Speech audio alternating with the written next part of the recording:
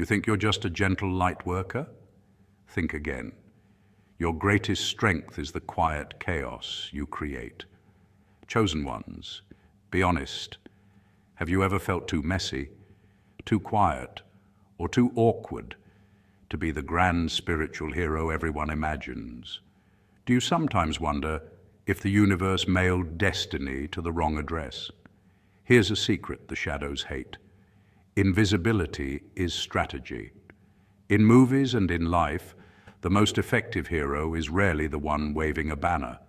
It's the one who blends in and changes the plot from the edges. That's the spiritual janitor effect.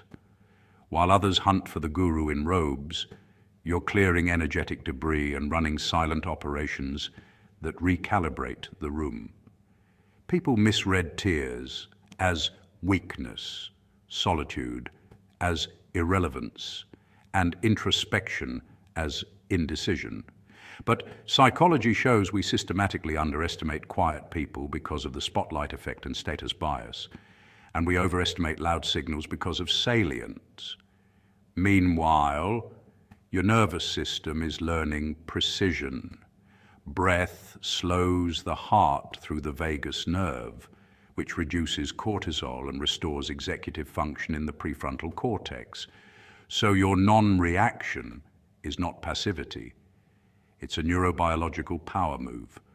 They thought they were testing your patience. You were testing your systems. They thought they were draining you. You were building energetic anti-fragility. Stress inoculation is a real phenomenon where exposure, recovery, and meaning-making increase resilience over time. They saw chaos. You saw demolition before architectural renewal. You aren't just a light worker. You're a spiritual infiltrator trained by darkness itself to recognize its patterns.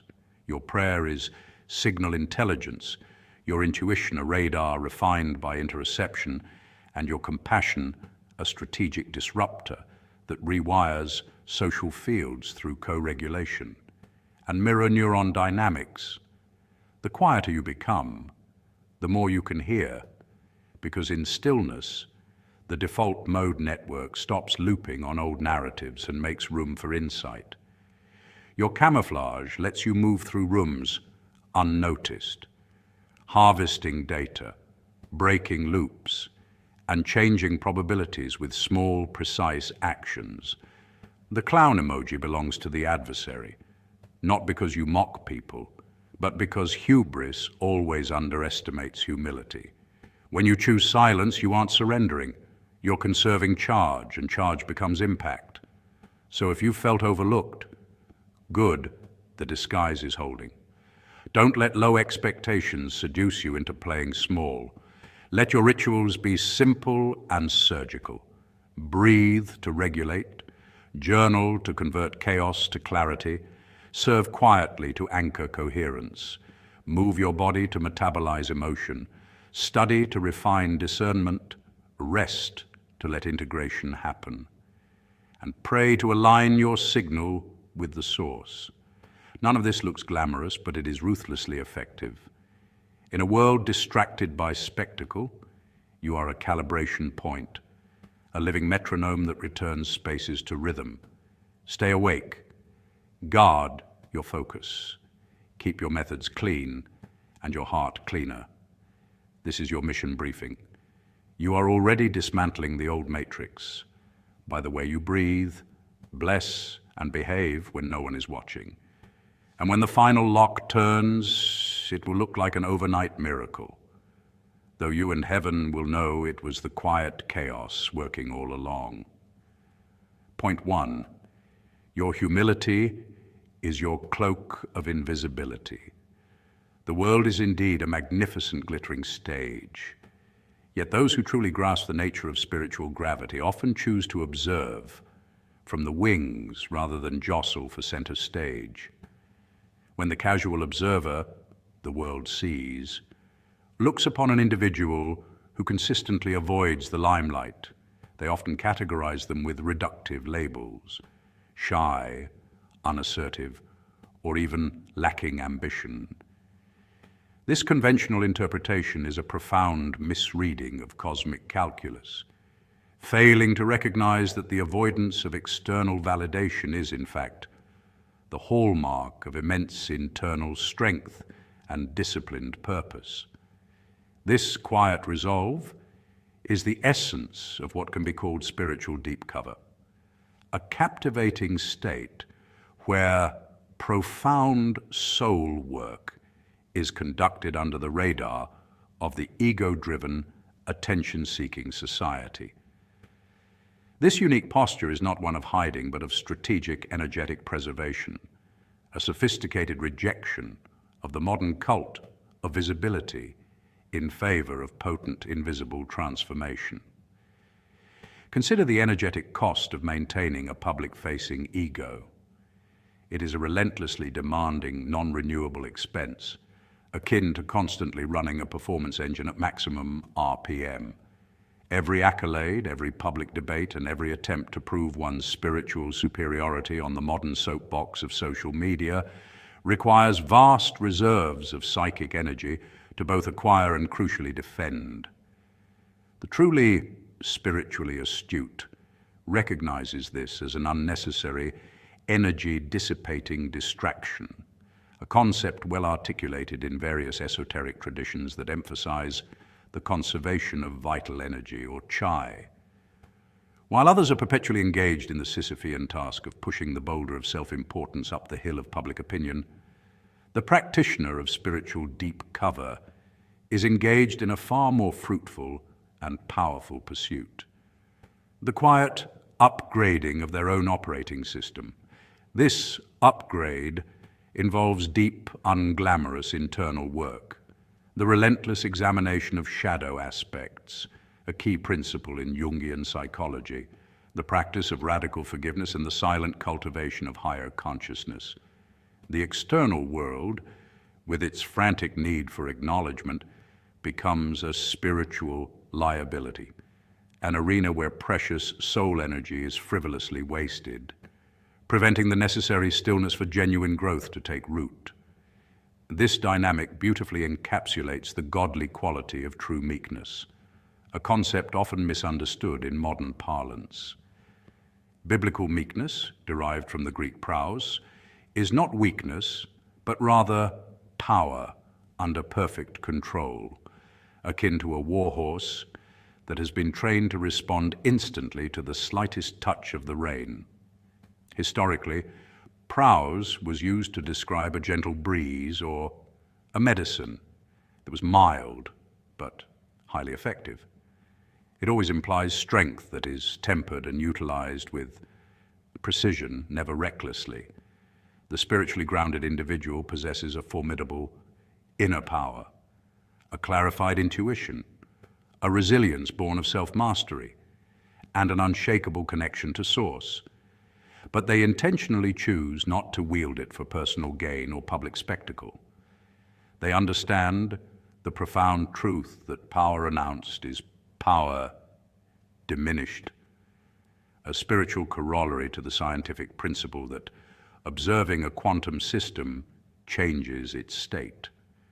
By refusing to engage in debates about who is the most enlightened or most woke, they conserve the vital energy required for authentic transformation, allowing their inner reserves to deepen. Their silence is not empty. It is a repository of focused intent, a form of spiritual shielding. This individual operates as a metaphorical assassin who never reveals their location.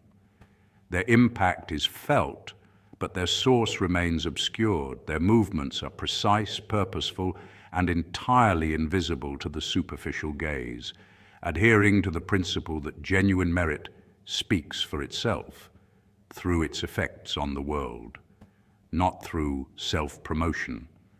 They don't seek applause for an act of kindness. The internal satisfaction and the realignment of their own energetic field, the immutable karmic return, are the only necessary rewards. They are not waiting for a guru's endorsement or a social media trend to dictate their spiritual direction. Their compass is perpetually set by their own intrinsic moral and spiritual north, a form of radical self-trust. This deliberate and sophisticated anonymity is, paradoxically, the source of their true effectiveness and quiet magnetism. Their lack of neediness becomes their most captivating trait, proving that the most profound and impactful transformations are never loud, never public, but always occur in the sacred solitude of the human heart, far beneath the fleeting gaze of the world, making the practitioner of spiritual deep cover the ultimate master of silent, self-contained sovereignty. Point 2. Your intuition is your silent sniper rifle. The world often attempts to categorize intense emotional or spiritual perception with dismissive labels: overly sensitive, too emotional, or the all too common phrase, you're reading too much into things. Yet, for those identified within spiritual circles as chosen ones, this acute sensitivity is far from a weakness. It is, in fact, a high-definition 360-degree spiritual radar, a unique sensory system calibrated to perceive the subtle, often invisible, energetic landscape of existence. This isn't mere intuition, it's a sophisticated form of energetic intelligence, a soul-level registration of vibrational dissonance. Imagine a standard radio operating in AM, picking up basic sound, versus a satellite dish capable of decoding thousands of high-frequency signals simultaneously. The chosen one operates as the latter, constantly receiving data that bypasses the 5 standard human senses. This powerful sensitivity is rooted in the neurological phenomenon often discussed in relation to highly sensitive persons, HSPs, a trait identified by psychologist Dr. Elaine Aron. Approximately 15 to 20% of the population processes sensory information more deeply, demonstrating higher awareness of subtleties, greater emotional reactivity, and needing more time to process stimuli. The spiritual dimension adds a layer to this factual underpinning. The deep processing isn't just external stimuli, but energetic frequency, the unspoken emotions, hidden intentions, and residual vibrations left behind by others. You don't need gossip or drama to know when a situation is energetically off. Your soul registers the precise dissonance instantly, like an alarm bell sounding only for you. This explains the often perplexing physical responses, sudden fatigue, unexplained anxiety, or even minor aches that vanish the moment the source of energetic pollution is removed. Consequently, what appears to the outside observer as social awkwardness, sudden withdrawal, or even rudeness, walking away mid-conversation or declining invitations, is actually a precision strike of energetic self-preservation. It's not a dislike of people, it's an urgent instinctual necessity to maintain a clean, energetic field. Your highly attuned system is not merely avoiding people, it is actively and wisely avoiding their debris, the residual baggage, unprocessed trauma, or negative projections they carry. Every intentional boundary established, every moment of self-imposed silence, acts as a crucial energetic detox. This process is similar to a deep-sea diver monitoring their oxygen levels. They must ascend or adjust when the pressure is too great to prevent systemic failure. To offer a humorous but illustrative perspective, consider yourself a spiritual vampire slayer. Traditional slayers use garlic, crucifixes, or stakes. Your arsenal is far simpler and more powerful. Boundaries, silence, and solitude. You're not fighting flesh and blood villains, but the vibrational entities of stress, negativity, and low-frequency thought forms.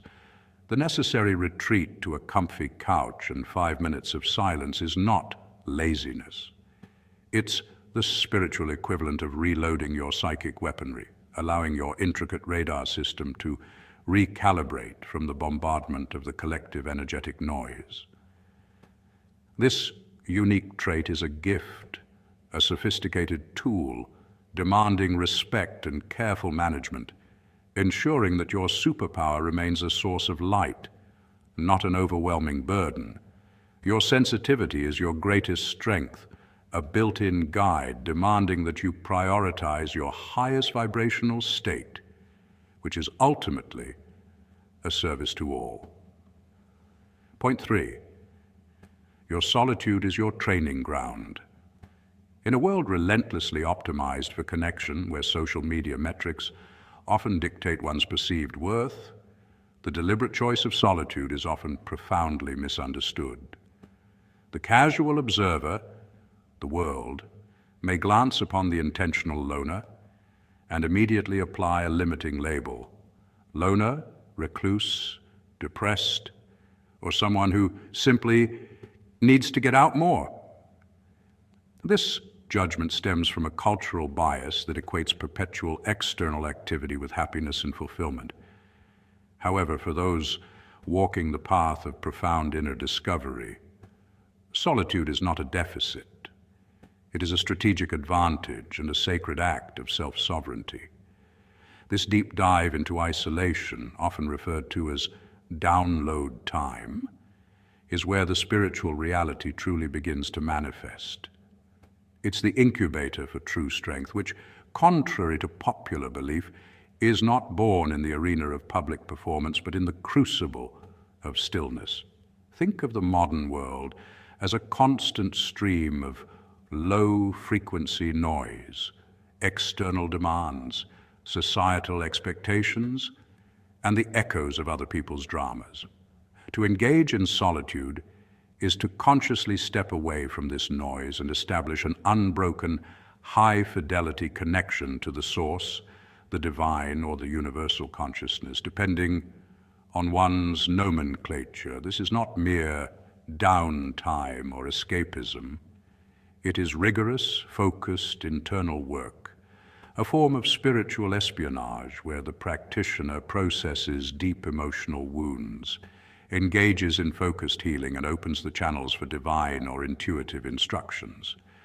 While the masses are engaged in a tireless, often exhausting pursuit of external validation, the next like, the fleeting approval, the fleeting sensory pleasure, the individual in solitude is occupied with the profound work of self-actualization.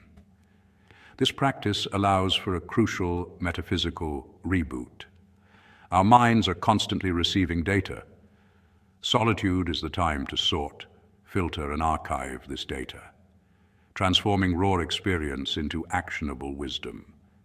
The sustained, quiet attention of this sacred time allows the subtle, higher frequency wisdom to penetrate the conscious mind. It's in this space that one can genuinely hear their own soul's contract, their unique life mission, undistorted by the projections of others. Furthermore, this inspiring act of self-sovereignty is an essential training ground for resilience. By choosing to stand alone, one learns to rely entirely on their internal compass. The dependence on external feedback loops dissolves, replaced by an unbreakable conviction rooted in personal, undeniable spiritual experience. This forging of inner steel is what ensures that when the individual returns to the world, they do so not from a place of neediness, but from a foundation of wholeness. They do not seek to fill a void, they seek to share the overflow. They emerge from their chosen isolation not weaker or more isolated, but armed with a higher frequency wisdom, a clear strategy and a charged internal battery, ready to execute the next divinely guided phase of their personal mission. The solitary soul, therefore, is not lost. They are simply charting a course that is far too deep and profound for the average eye to perceive. They are the silent sovereigns, ruling over their own inner domain, preparing for their powerful, inevitable return. Point 4, your challenges were your black belt. The stark difference between how the world perceives a life marked by difficulty and the profound truth of that experience is one of the most captivating secrets of the spiritual journey. Where the external observer, the world sees a history of struggle, trauma, or the unfortunate circumstance of being a victim, they are merely viewing the surface narrative. They see the scars, the setbacks, and the emotional wreckage, classifying the individual by the weight of their past burdens. This perspective, while acknowledging pain, often limits the person to their suffering, unintentionally framing their story as one of perpetual challenge and leaving little room for the recognition of the magnificent, unseen internal transformation that has taken place. This worldly view, however well-intentioned, entirely misses the dynamic, alchemical process that is the spiritual reality. It fails to grasp that the very essence of human and spiritual evolution is not the avoidance of hardship, but the mastery of it. The spiritual reality reveals a breathtakingly different script. Every difficult experience was not a random act of misfortune, but a necessary initiation, a precisely calibrated test designed to earn your spiritual stripes and forge an unshakable inner core. Think of it not as surviving a disaster, but as graduating from the universe's most rigorous academy. The intense heat of trauma, the betrayal, the loss, the seemingly insurmountable obstacles, was the crucible in which your base metal was purified. You didn't merely get through it. You performed an act of profound spiritual transmutation.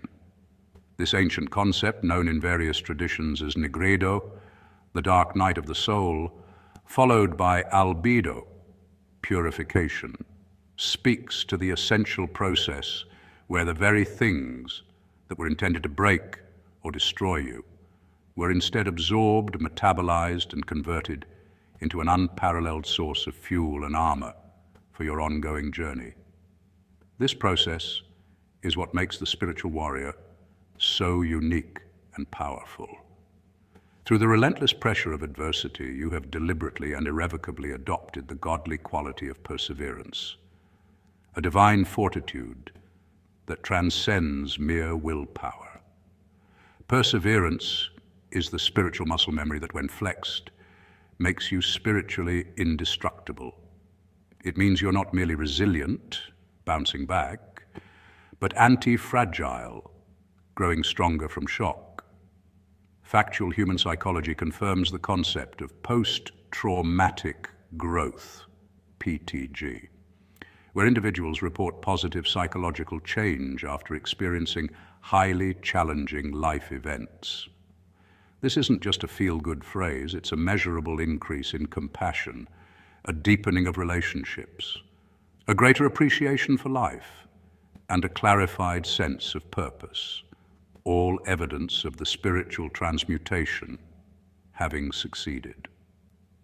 Furthermore, this difficult journey imbues you with an essential and sacred authority, the right to guide others. You can't truly help someone out of a ditch until you've climbed out of a few yourself.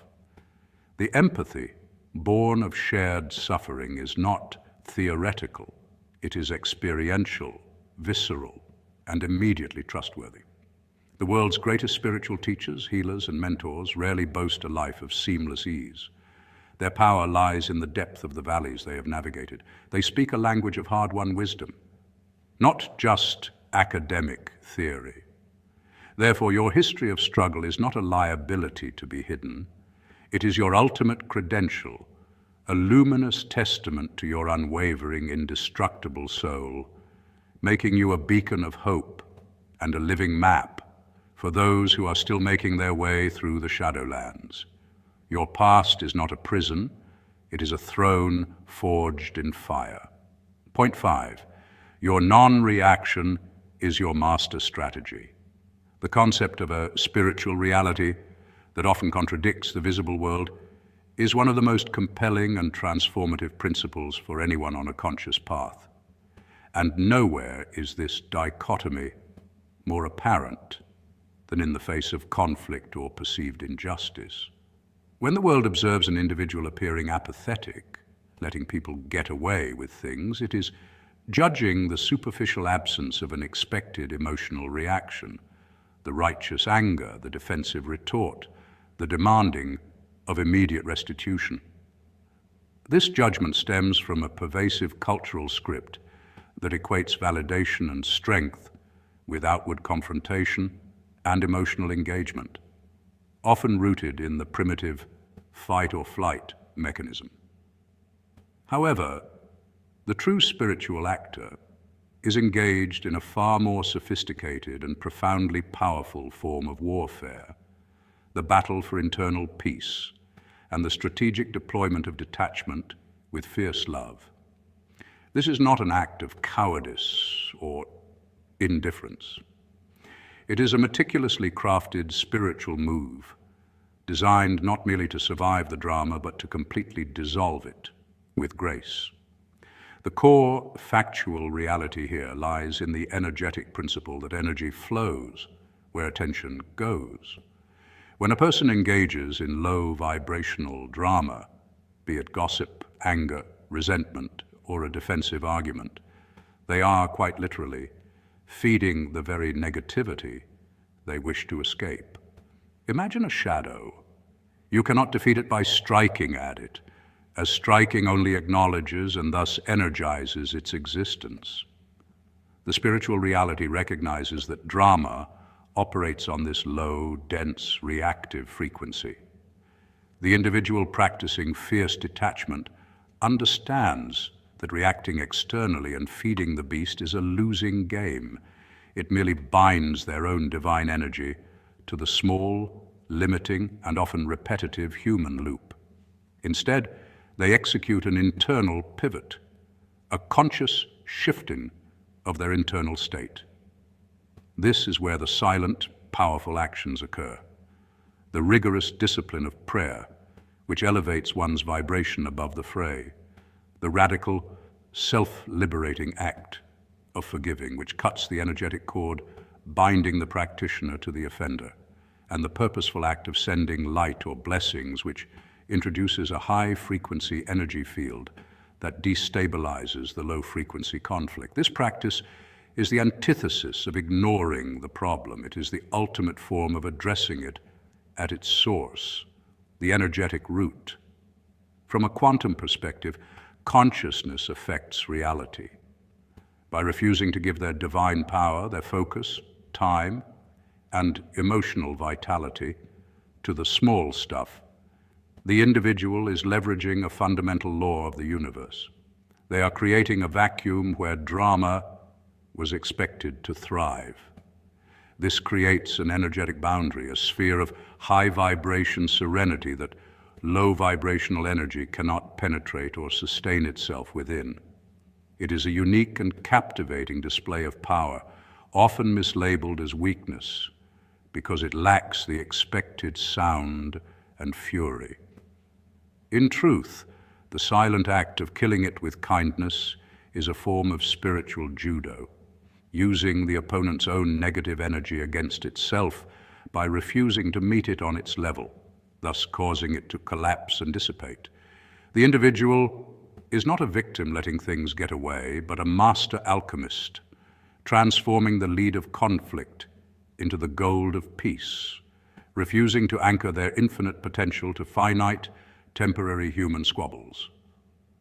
This commitment to internal sovereignty is the defining characteristic of the chosen one, the one who understands that the only true battles are fought and won within the sacred space of the heart.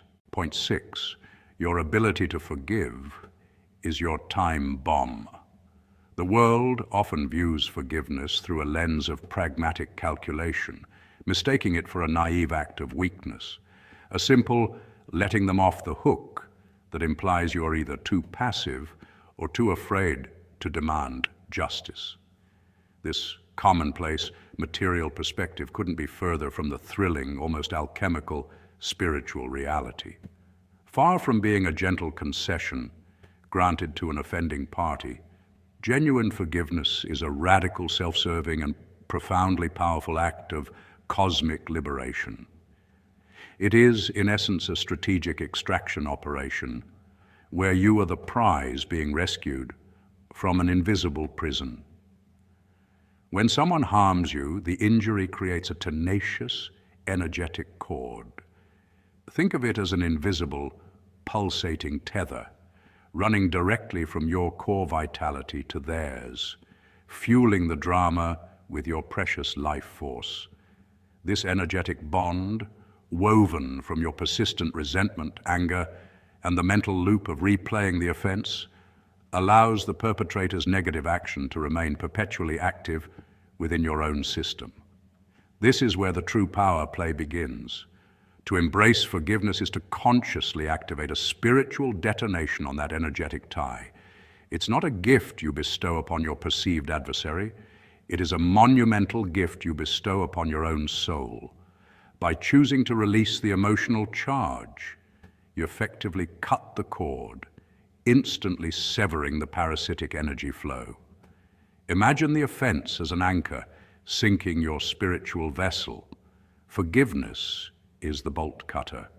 The immediate, electrifying result is that you reclaim your power. The negativity that was meant to wound you and hold you captive, the resentment that kept you tethered to the past, suddenly has nowhere to go. You have removed the emotional battery it was draining. This dramatic, motivational act of internal liberation frees up a massive quantum of spiritual energy that was previously locked down in the jail cell of grudges. This newly available energy, which might have been dedicated to recounting the injury, rehearsing imagined arguments, or simmering in quiet fury, is now immediately available for your true purpose: creation, growth, joy, and contribution. The captivating uniqueness of this spiritual transaction lies in its one-sided, yet utterly devastating effect on the offending party. While the world believes you are being too nice, the spiritual truth is that you are walking away completely unharmed, leaving them functionally impotent. The original intention of their harm, to diminish you, to occupy your thoughts, to cause long-term pain, has utterly failed. They are left alone, standing on a stage where their performance of injury has no audience, holding a weapon that can no longer reach you. They are stuck, wondering why their attack failed to wound you long-term, their power source, your resentment and focus, having been abruptly confiscated. This is the humor check of the universe. Forgiveness is like giving the spiritual villain a peace treaty, a gesture of peace and self-removal, then watching their base self-destruct because you took their main energy source, your negative attention and emotional investment, away. The most captivating and powerful feature of forgiveness is that it is the ultimate silent victory. You win your freedom, and the negative energy associated with the conflict dies on the vine of neglect. This strategic act is the key to unlocking the true velocity of your spiritual evolution. Point 7, your quiet faith is your nuclear option. Step beyond the superficial glance of the world and delve into a fascinating spiritual truth. The chasm between simply being hopeful and possessing unwavering, mountain-moving faith. To the casual observer, the faithful individual might appear naive, an optimistic soul clutching at straws in the face of insurmountable odds, dismissed as merely a bit unrealistic. Yet this worldly perception misses the profound, scientifically observable and historically validated reality of what faith actually is. It is not an ephemeral feeling or a psychological coping mechanism. It is, as the text asserts, a godly quality, a spiritual muscle trained to operate in a dimension the five senses cannot perceive. This distinction is the key to unlocking a power that is both intensely personal and universally impactful. Faith, at its core, is the absolute certainty of things unseen, an intrinsic spiritual knowledge that bypasses doubt. Consider the intricate science of quantum mechanics, where observation affects reality. The faithful person applies a similar, yet infinitely more potent principle to the spiritual realm. Their belief system acts as the catalyst and the blueprint for the desired outcome. When an individual prays, and we must understand this prayer not as a plea but as a sincere, heartfelt declaration, they are not asking a distant deity for a favor. They are aligning their will with the ultimate creative force of the universe, the creator of all things. This process taps into a fundamental law of spiritual cause and effect. It is a moment where the physical world, governed by its known laws of physics and probability, intersects with a higher, divine reality where all things are possible. The spoken or silent prayer becomes a quantum-level instruction, a precise spiritual frequency initiating a tangible response. The spiritual reality dictates that even when the material world presents a solid, dark wall of impossibility, the faithful recognize that this wall is merely a temporary condition within a subset of reality. They maintain a direct line to the source of all existence, a connection that supersedes logic, probability, and despair. This connection transforms prayer from a passive act of wishing into an active, creative force. These silent, sincere, whispered requests are, in fact, energy transmissions, creating ripples of change that manifest first in the invisible plane before solidifying into the visible. This concept has deep roots in numerous philosophical and theological traditions, where the power of conscious intent and focused belief is paramount to manifestation. It is the understanding that the universe or the divine operates on principles of resonance and alignment. What you confidently believe, you help bring into being. This unwavering trust is what elevates faith to a truly assassinating spiritual weapon. The term assassinating is dramatic, yet perfectly chosen, because true faith doesn't merely challenge obstacles, it eradicates them from the root of their spiritual foundation. Doubt, fear, and hopelessness, the world's most crippling spiritual enemies, are rendered powerless in its presence. When facing a daunting challenge, the person of faith does not rely on their own limited strength or resources. They employ this spiritual quality as an irrefutable tool.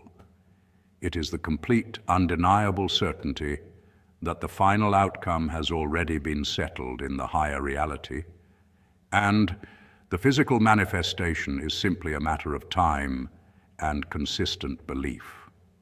This is the sophisticated spiritual technology that the world, with its limited lens, misidentifies as simple, unrealistic hope. It is, in fact, the ultimate leverage point, a profound certainty that allows an ordinary human to literally move mountains by refusing to accept the visible impossibility and declaring the invisible, God-given possibility. This makes the person of genuine faith not a dreamer, but an active, powerful co-creator of their destiny. Chosen ones, never apologize for being underestimated, for in the silence of being overlooked lies your greatest advantage. Those who wear the clown shoe disguise walk through life unseen, Yet every quiet step builds wisdom and strength. History has shown that the most transformative figures, Moses tending sheep, David playing his harp, Joseph imprisoned, were all underestimated before revealing their divine purpose. Their humble appearances concealed heavenly preparation. When people dismiss you, they unknowingly grant you the freedom to grow without interference. Your quiet work, your inner focus, and your God-given grace form an invisible armor, shaping you into a vessel of power that does not need to boast. The world may see you as harmless, but heaven knows the lion that dwells within you, the Lion of Zion, disguised as a lamb. Like Christ, who entered Jerusalem on a donkey, your greatness may appear gentle, yet it carries divine authority. So stay awake, for your time of revelation is near. Let your humility confuse the proud, and your silence thunder louder than their noise. Because what's hidden in grace will one day roar in glory.